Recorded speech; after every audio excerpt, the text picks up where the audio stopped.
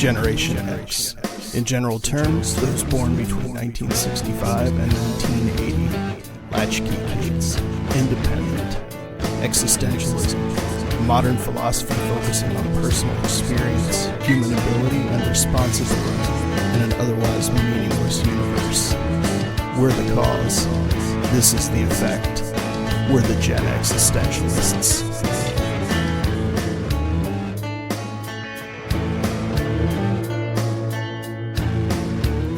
Welcome in, my friends, to the Gen Existentialist podcast. My name is Scott. And I'm Bunny. And we're here to rail on things from a Gen X perspective for, 20 minutes or so. And if you joined us last week, things got a little bit enervated. And for anybody that wonders, like, God, how did they, stay in the same studio? I stormed out in tears. It's just, that's one of the things we talked about at the beginning of that episode, is that we can debate, we can talk about stuff, we can get enervated, and it doesn't change the fact that we're friends. Some of us can get enervated. It's one of those things. It's not, nobody takes it personally. We're trying to solve the world's problems. And you're not going to do that without breaking a few eggs. Well, at the end of the day, we're just a couple of mooks on mics. So what the heck can we change in this world? Think about that for a moment. Fair point. So typically what we do here is we jump in and we spin MegaWheel the Magnificent and pick a topic. And I'm going to give MegaWheel a spin right now and see what we come up with. And hopefully it's something lighthearted. Yeah, you never know. I feel like we need something bright and cheery. And so MegaWheel has given us... spirit animals. So those bloody spirit animals. We're going to spin MegaWheel the Magnificent again and see what we come up with. And it is, if you only had 1 month left to live, how would you spend it? If I only had 1 month left to live, I know how idealized Bunny would like to spend it. Yeah. Traveling, having sex, fucking off, just having a good time. I know how real boots on the ground Bunny would spend it. Give me both. Okay. Boots on the ground Bunny would go through the house and itemize everything that I own in my collections. I'd start selling it off as quickly as possible to get the biggest bang for my buck. I'd give some sob story online about, I'm dying. I've only got a month to live, and I've got an expiration date. Yeah, and but these deals don't. Exactly. And I want my wife to get, have enough money to enjoy herself. So bid high, folks. One of those things. I'd sell off all of my collectibles as quickly as possible, or I'd at least itemize them so my wife knew what to sell and what not to give away, because I've got some pretty high-priced tickets sitting around. Don't rape me or rob me, kids. And then I would probably spend the rest of the time writing letters to the people that I care about so they'd have something to read after my ultimate demise. Yeah. So it would be spent in this kind of mournful accounting / contemplation.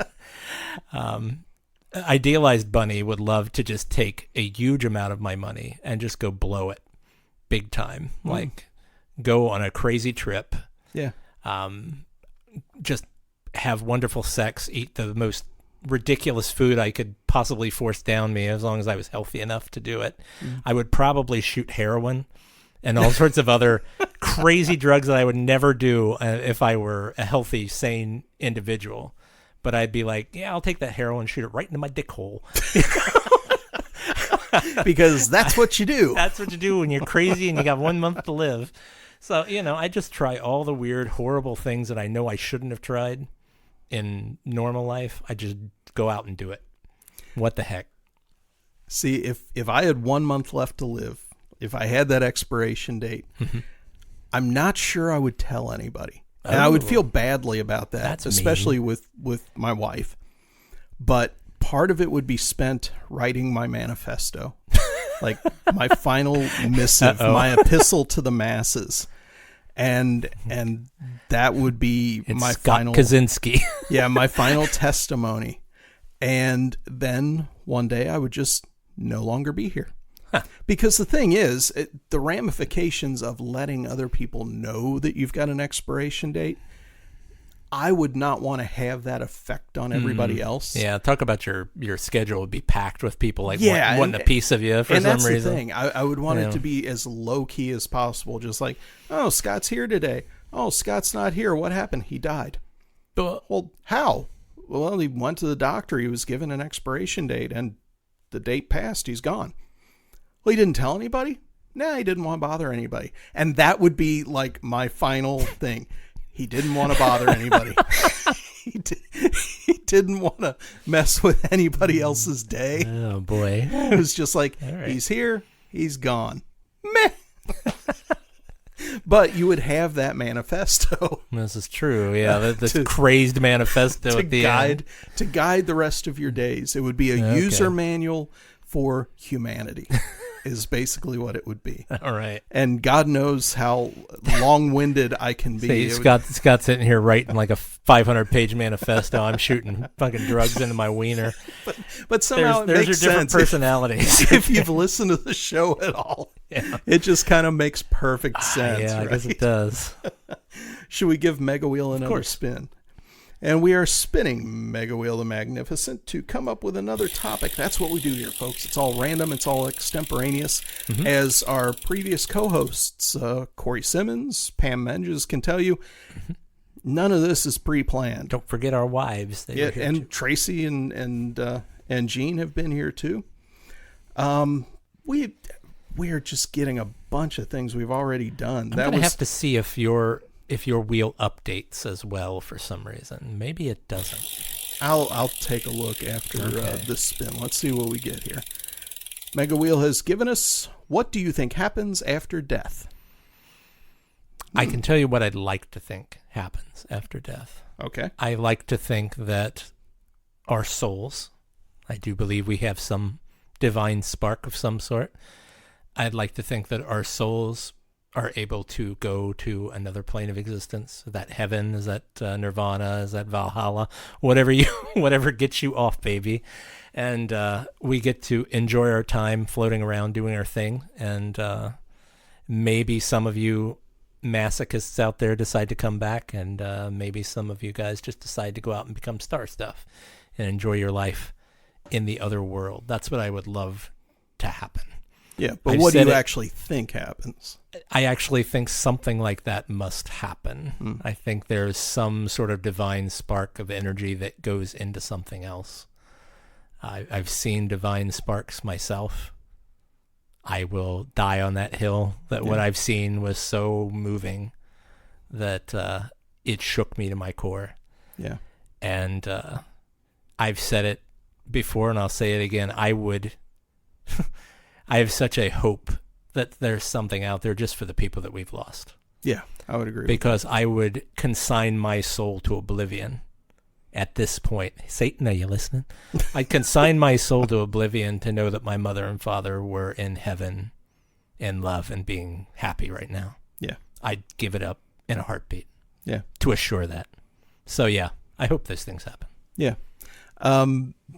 I think we return to the Force. I don't necessarily believe in a personified version of heaven, that kind of thing, or nirvana, or what have you. But we are energy. We are, there's more than our physical existence. There is a metaphysical aspect. And I think we return to that. Energy can be neither created nor destroyed. It simply is. Therefore, from a physical point of view, there's something else, but it's not going to be in the form that we know. And you think about it, we're strange, unique beings. Even for other sentient beings on this particular planet and plane, our ability to reason or to ignore reason, if you listen to the last episode, our ability to reason and use logic. I feel personally attacked. and our emotional feelings, we are very unique. And so it stands to reason that there may be something else unique for us, for the experiences that we have, that hopefully we can transcend at some point. What do you think fish heaven's like? I'm just joking. I think fish heaven it's a bunch of happy bowls.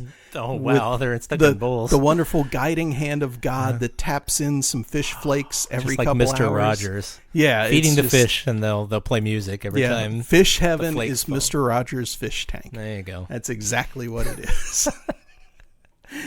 And on that note, let's give MegaWheel the Magnificent another spin. Oh, boy.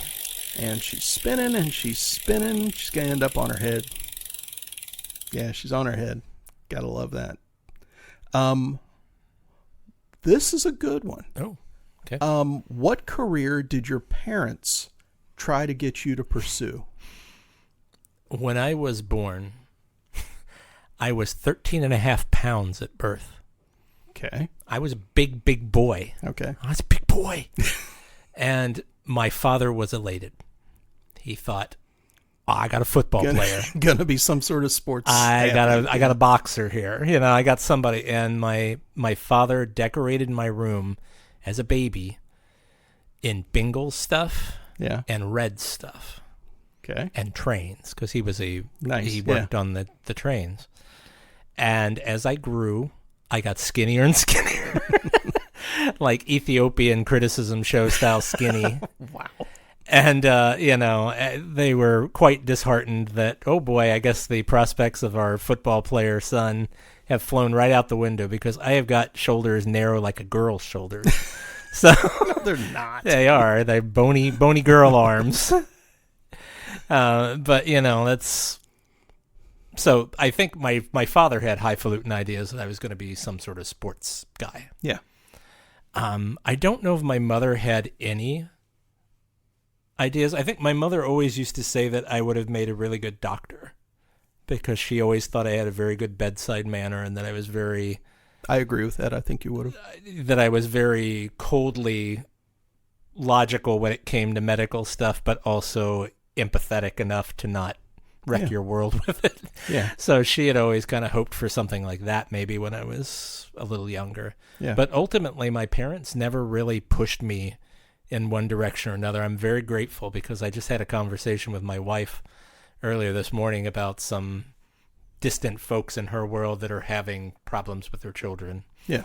And they're, not living up to potentials and stuff like that.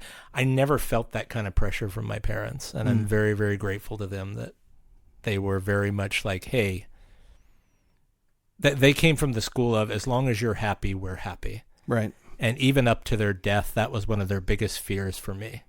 Upon leaving this country, leaving this country and or plane of existence, that I'm just worried that you're not going to be happy. Yeah. Because that was a constant worry for them with me, because I'm always teetering on melancholy. Yeah. You might have guessed that from listening to this program. I got a big heart, but it's always hurting. Yeah. There's a lot of hooting, but there's an awful lot of howling going on as well. So how about you, sir? Same kind of thing. My mom and dad never pushed me in any particular direction, and I went through various different stages. As a little kid, I wanted to be a police officer. Then I wanted to be a rock star. I became a musician, and I still am. I loved writing poetry. I began writing poetry. I put out some books. I still write poetry. I still write songs. So I've ended up doing these things, but they never pushed me in any particular direction. They gave me opportunities when I said, hey, I want to learn how to play bass. My next birthday, they got me a bass. And their only caveat was, if we get you this, you have to give it an actual try. You have to take lessons, go to the lessons, and put the time in. Absolutely. I did, and I still play. I mean, you can see all this stuff around me here in the studio. He has way too many basses, folks. You know how many basses you need? Just one more. Is that how And that's always the answer, is Okay. just one more. Same thing for guitars, just one more. I think I'm counting at least 8, probably I believe more. that is, the number is 8. Okay. And 8 and several guitars as well. Okay. Again, like you said earlier, don't come to my place unless you're invited. It would be a bad idea on your part. But they never pushed me. Like when I wanted to be a musician, that was, no big deal. Just do it and be happy. I ended up working after college, even in college.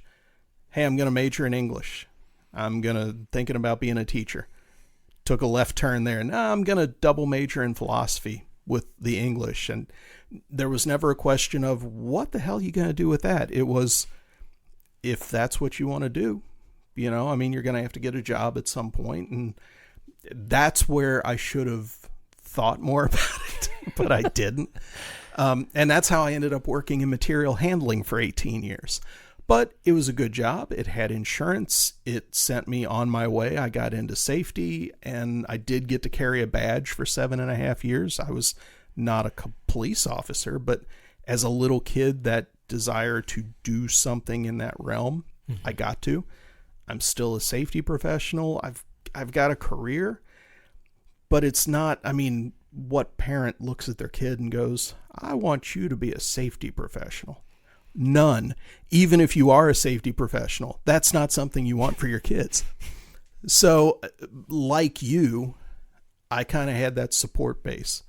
What I was doing, what I wanted to do, I always had support, and I was able to find my own way. And I think that's way better than like having a kid and going, you're going to be a doctor, son, or you're going to be a lawyer, kid. Just, you know, get to work.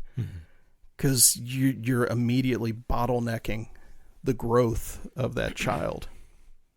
Agreed. So that's my take. Huzzah. Huzzah. So we will give MegaWheel the Magnificent a spin again. And she's a spinning, and we've got... Come on, it takes so long. There's so many topics. It's true. So many repeat topics, apparently. Okay, this, I don't even know how this got in there. It says, find an online magazine or website's top 10 list of the 80s and rate their ratings. Oh, well. So We'll we have to don't save really, that for a future episode, well, maybe. we don't really have the time to do that. That's true. So let me shift that a little bit and go from the 80s.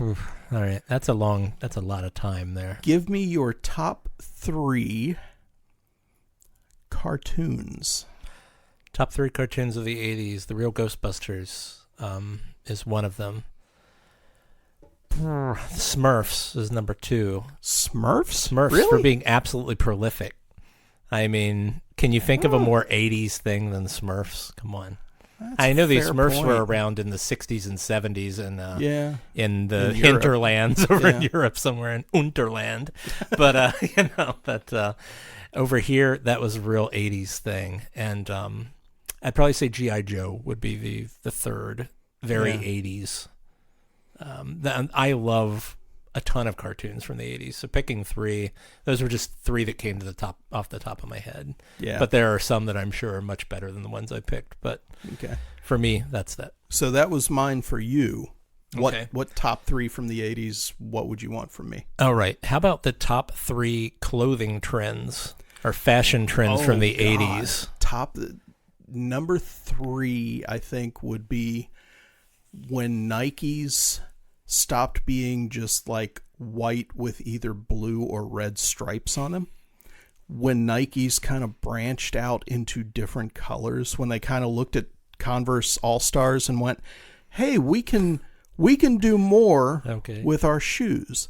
That was number 3. I think number 2 was eyeglasses, because I started wearing glasses in the 80s. And I remember when I first started wearing glasses in 6th grade, it was brown plastic frames. That's pretty much what you got. And around toward the end of the 80s, suddenly you could get metal frames and different colors, and it just expanded everything. And you'll notice both of those had to do with color. Number 1 is fluorescent colors. All right. Bright, you're a big fan of those. Bright freaking colors. I absolutely love that stuff. And you wouldn't think, for somebody who plays music, I've got a lot of black shirts. I've got a black shirt on today. I love color. Like all the basses that you see behind me are all pretty bright colors. Several of them are sparkly. I love that kind of stuff. So the brightness of fashion in the 80s was just wonderful to me. I would agree. Cool. We got time for one more topic. Okay. I'm going to give MegaWheel another spin. While MegaWheel is spinning, what were the name of those shoes that everybody had in the late 70s, early 80s that were like blue with yellow stripes on them? And they had like Velcro. or something? Ruse? Well, there's Kangaroos? ruse. Okay. I think so. Okay, I just remember those. I had a pair of kangaroos, I guess, in 4th grade, because I remember 3rd and 4th grade, before I met you, I went to Crescent Springs Elementary, which is no longer there. It's Loser Elementary, that's why it's gone. But I remember, I think it was in 4th grade, I always put my lunch money in the little pocket on the sides of the shoes. And like other kids in my class had ruse, but they didn't use the pocket. Sure. And I was always like, why wouldn't you use that? Nothing fits in it. It's great. But it did. It fit, the money for lunch. It was perfect. Yeah. But I remember being in the lunch line and people looking at me like, why are you getting down on your knees? Why? You actually use your shoes? Nobody wants your stinky foot money. That's like keeping money in your bra. Hey, nothing wrong with bra money. Nothing wrong with underwear money. So our final topic, and this should be a really quick one. All right. And with what we've talked about already today on this show and the previous one we recorded, okay, what really frustrates you? What really frustrates me? Boy, what really frustrates me is operating on other people's schedules. Ooh. I get very frustrated when I'm kind of a guy who likes to plan ahead. Yeah. I'm not a super spontaneous guy, and when my plans get disrupted, especially in a work-related situation, not so much personal, but it really just gets under my skin. I also hate bureaucratic intrusion in my life. That's the best way to put it, because it's not just government. Government is a pain in the ass, but it's all sorts of things, from like your DMV situations, or when you purchase from corporations and they contact you about things and they keep niggling you about surveys and filling out this form, filling out that form. I just want to be left alone. That's where I'm at in my life at this point. How about you? Things getting in my way really frustrate me. So it very much like you. I like to plan. In a lot of ways, I have to plan ahead. And when something disrupts that, it just frustrates me to no end. Having to do certain things in certain ways. Like, I'll give you a perfect example. New driver's licenses with the whole real ID thing. Yeah. Looking at that and hearing tales from friends of mine that have had to go out to the different office and take copies of different things with them just to get a driver's license. When I got the notification last year before last, that I knew my license was about to expire, but I was in that kind of cut time territory where I didn't have to go get the real ID. I could just, on the website, give them the money, get my new license, and I'm good for another 5 years. I'm like, yeah, that's what I'll do, because I just don't want to deal with you people until you get your process handled. So that was my thought. Yeah. I'm just going to do this. I don't have the real ID, but if I travel, I've got a passport. I should tell you, 2 weeks ago, my wife and I went to do the real ID situation because we had to get an updated driver's license.